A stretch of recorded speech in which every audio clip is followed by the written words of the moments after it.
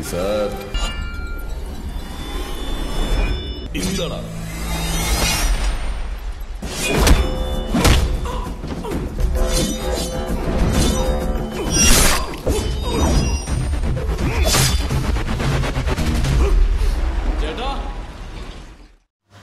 Halo sahabat, Assalamualaikum. Apa kabar? Semoga sehat selalu dan senantiasa berbahagia. Terima kasih sudah subscribe dan selalu setia menyimak video-video SLMT-TV. Semoga Tuhan Yang Maha Kuasa selalu memberikan rezeki yang berlimpah ruah dan juga berkah untuk sahabat semua.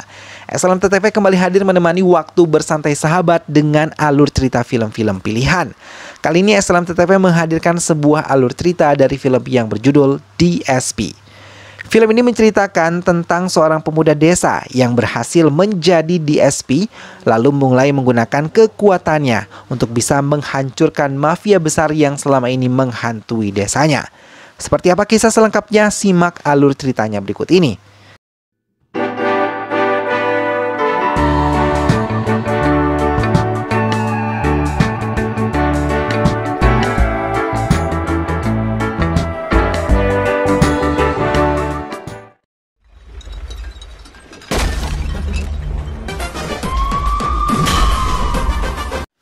Jaga dan anak buahnya berhasil dilumpuhkan oleh Vascoda dan mendapatkan sambutan baik dari komisaris tempatnya bekerja.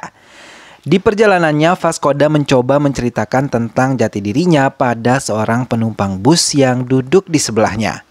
Ia yang berasal dari Dindugal, Malai Kota. Ayahnya bernama Muruga Pandi, seorang pebisnis bunga yang banyak pekerjaannya. Ia memiliki sepupu bernama Povali yang selalu bertingkah aneh. Ia juga memiliki seorang adik perempuan yang sudah cukup umur untuk menikah hingga banyak pria yang datang untuk melamarnya. Namun, ia belum menemukan laki-laki yang tepat. Tempat pembuatan bunga Vascoda didatangi oleh Mutai Raffi, seorang imigran dari kota yang sekarang mendiami desa mereka dan berniat untuk menjadi kepala desa. Namun, Mutai Raffi selalu menebarkan ketakutan untuk bisa mendapatkan suara dari rakyat dan tidak ada yang bertahan hidup bila melawan Mutai Raffi. Vasco da Gama, yang biasa dipanggil Vascoda, merasa tidak adil atas apa yang dilakukan oleh Mutai Raffi. Tapi ayahnya selalu melarangnya karena ia takut Mutai Raffi akan menghancurkan keluarganya.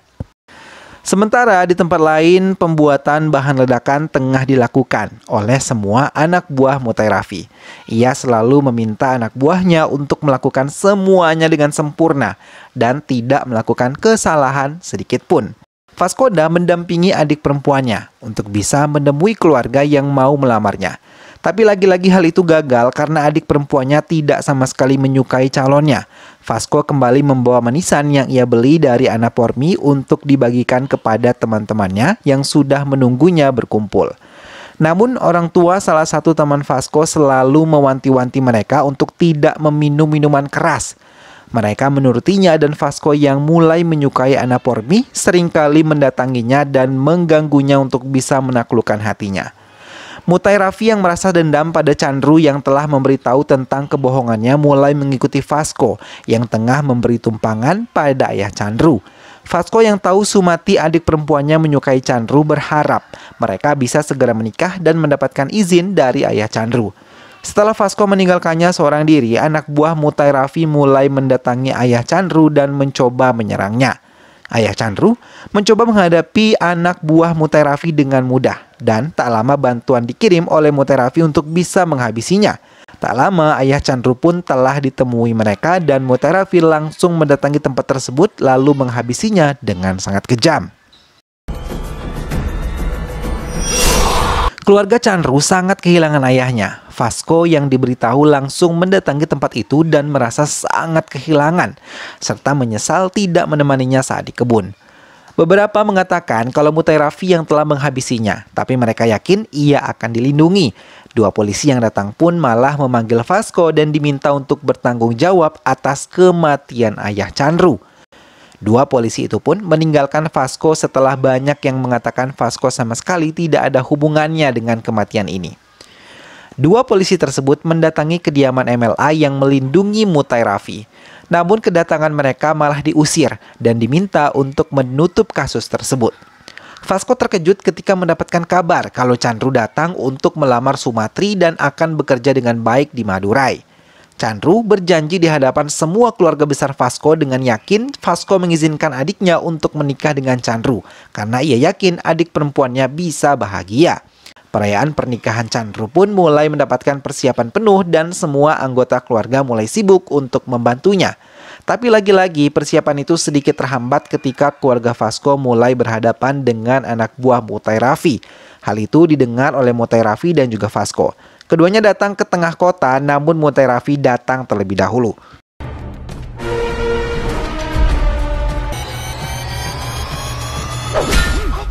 Mutairafi mulai menunjukkan kekuasaannya dan memukuli keluarga Vasco yang menuntut keadilan di tempat tersebut.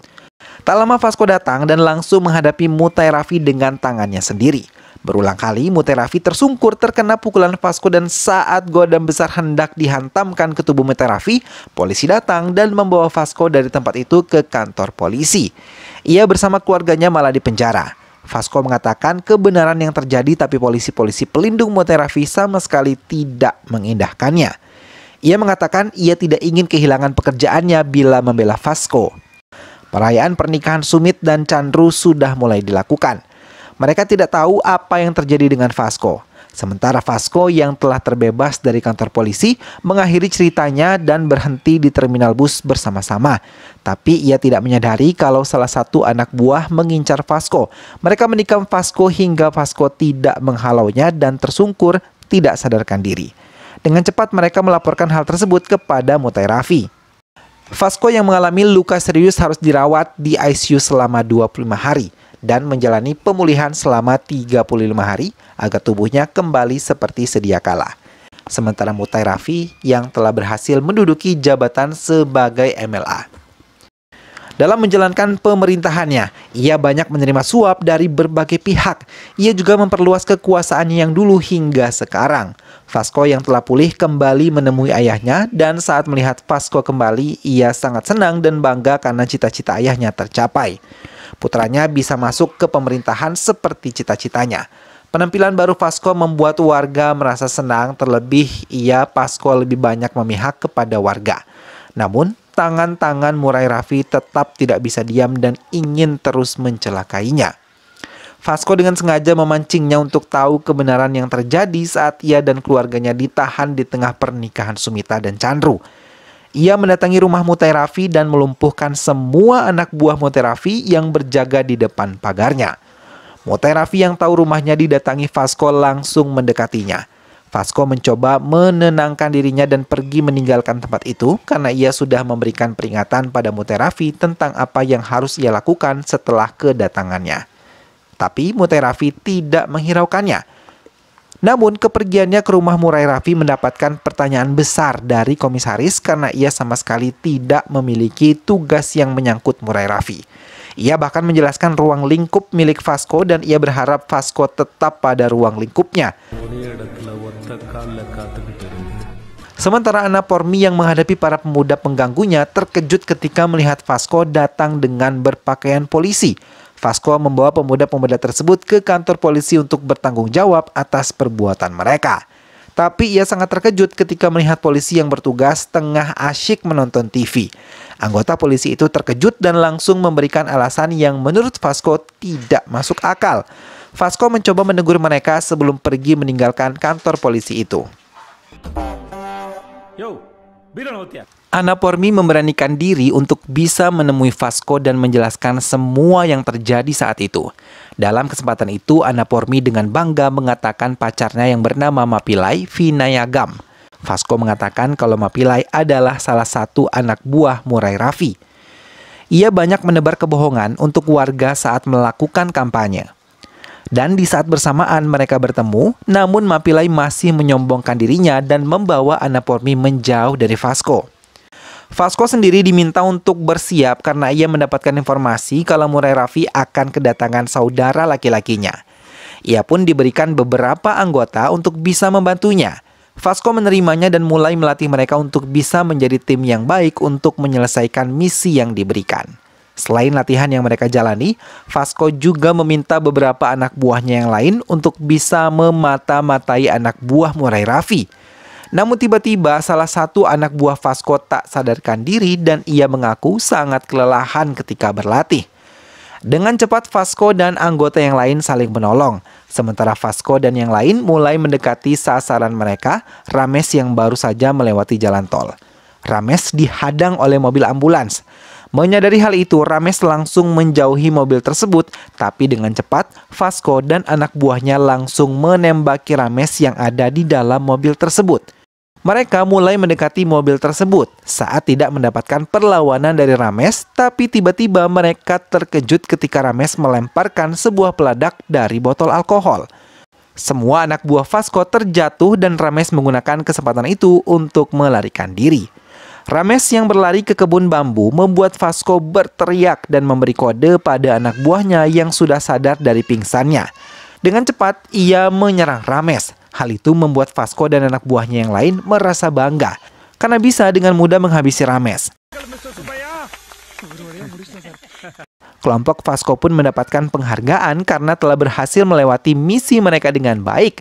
Ucapan pun muncul dari Murai Raffi dengan datang memberikan bunga pada komisaris dan menemui Vasco memberikan bunga yang sama. Vasco hanya berdiam diri, sementara Murai Raffi merasa senang karena Rames telah berhasil dihabisi Vasco. Kini Rames sudah tidak ia gunakan lagi. Hal itu membuat Vasco lebih berhati-hati karena ia yakin ada rencana lain yang tengah disembunyikan oleh Murai Raffi. Namun Vasco menyusun rencana lain untuk menghadapi Murai Raffi. Ia bersama anggota timnya berpura-pura mabuk di dalam kantor polisi. Dalam keadaan seperti itu, Vasco merasa sangat kecewa karena ia mendapatkan undangan dari Ana Pormi yang akan menikahi pria yang ia cintai. Mau tidak mau Vasco datang dan untuk menutupi rasa sedihnya, ia datang bersama timnya dan lengkap menggunakan kacamata hitam. Mereka mendatangi upacara adat sebelum pernikahan yang akan dilakukan oleh Ana Pormi dan juga Mapilai. Bahkan mereka turun sendiri untuk bernyanyi dan menari bersama-sama memberi hiburan pada semua undangan yang hadir dalam acara tersebut. Vasco tidak ingin menunjukkan kesedihannya di hadapan Ana Pormi. Dan di saat terakhir, Vasco akhirnya tidak sadarkan diri. Namun dalam pemberkatan yang diadakan di gereja, Vasco yang seharusnya menjadi saksi malah menandatangani surat pernikahan hingga pihak gereja menentukan kalau Vasco adalah suami Ana Pormi. Vasco akhirnya mendapatkan video tentang kematian dari seorang warga yang ditemukan di area pembakaran sampah. Ia mempelajari baik-baik video tersebut. Tak lama ia dan anak buahnya mendatangi kaki tangan Murai Raffi, Pandi, untuk mengetahui kebenaran yang ia lihat dari video tadi. Tapi Pandi yang panik langsung menyerang Vasco dan sebagian dari mereka mulai melarikan diri. Vasco dan timnya yang sudah menyiapkan semuanya langsung mengejar mereka hingga berhasil melumpuhkan Pandi dan menginjak kakinya. Vasco membawa mereka semua ke sebuah ruangan dan menggantung Pandi serta anak buahnya. Vasco memerintahkan anak buahnya untuk memukul mereka agar mengatakan hal yang sebenarnya tentang kematian warga di area pembuangan sampah. Tim Vasco pun langsung memukuli mereka hingga mereka mulai meminta ampun, tapi belum mau untuk membuka mulut tentang pelakunya. Vasco terus meminta anak buahnya untuk bersiap memukuli mereka kembali hingga akhirnya mereka mau bekerja sama dengan Vasco.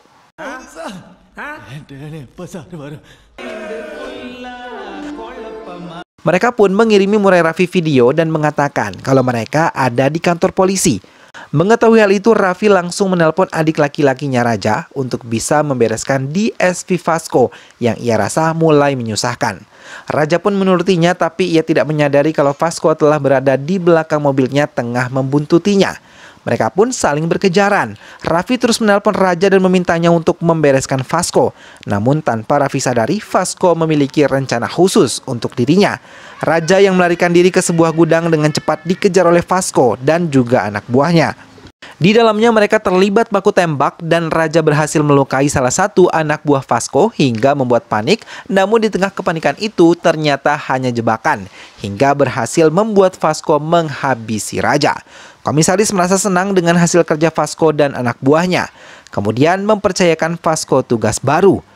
Vasco teringat apa yang ayahnya katakan sebelum ia bisa menjadi DSP.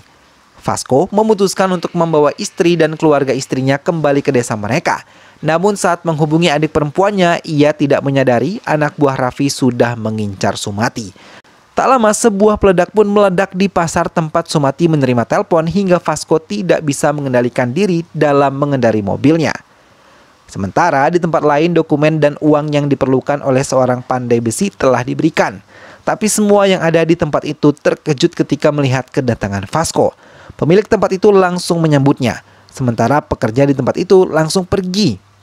Vasco terdiam dan ia teringat ledakan yang telah menewaskan Sumati dan Chandru di pasar saat itu menyebabkan Vasco tidak lagi memiliki adik. Namun beruntung kasus tersebut segera diselidiki dan rumah pembuatan peledak tersebut telah diperiksa dan polisi telah menangkap 2 pelaku utama dari rumah itu dan Raffi telah diketahui terlibat di dalamnya. Raffi yang merupakan pemilik pembuatan senjata itu telah menunggu sejak lama kedatangan Vasco. Dengan sombong, ia memberikan Vasco sebuah pedang dan ia memberikan 5 kali kesempatan pada Vasco untuk menyerang dirinya. Dengan cepat Vasco tidak menyia-nyiakan kesempatan ini.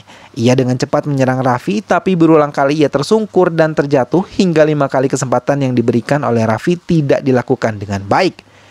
Hingga Raffi langsung menghajar Vasco bertubi-tubi.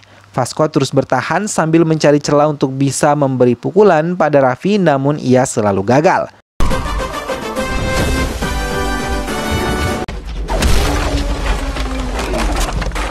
Tapi kematian demi kematian keluarganya membuat semangat Vasco kembali bangkit.